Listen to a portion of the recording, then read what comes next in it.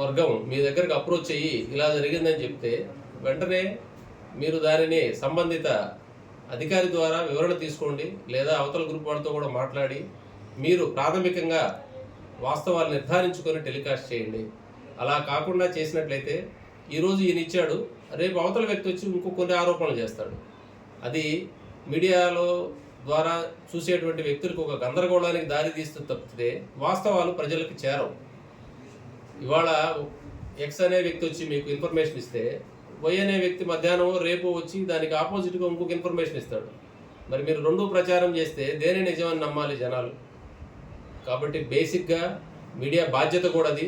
వాస్తవాలను మాత్రమే మీరు ప్రజలకు తెలియజేయాలి.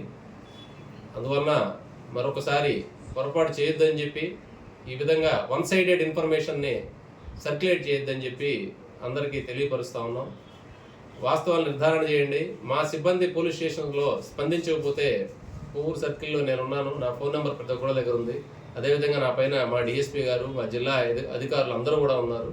మీరు మా మీద కూడా ఫిర్యాదు చేయొచ్చు, ఫలానా ఇన్వెస్టిగేషన్ కరెక్ట్గా లేదంటే న్యాయస్థానాలు ఉన్నాయి. అంతే తప్ప మీకు ఏది తోస్తే అది, మీకు ఒక యూట్యూబ్ ఛానల్ ఉందనో లేకపోతే సెల్ ఫోన్లో రికార్డ్ చేసి మేము ఏదైనా సర్క్యులేట్ చేయొచ్చు అని అనుకుంటే అవన్నీ కూడా చట్టం దృష్టిలో నేరాలు. దయచేసి తెలుసుకోండి వాటి గురించి. మితిమీరి ప్రవర్తిస్తే ఖచ్చితంగా మీ మీద సీరియస్ లీగల్ యాక్షన్ తీసుకుంటామని చెప్పి మీడియా ద్వారా తెలియపరుస్తూ ఉన్నాను. Thank you.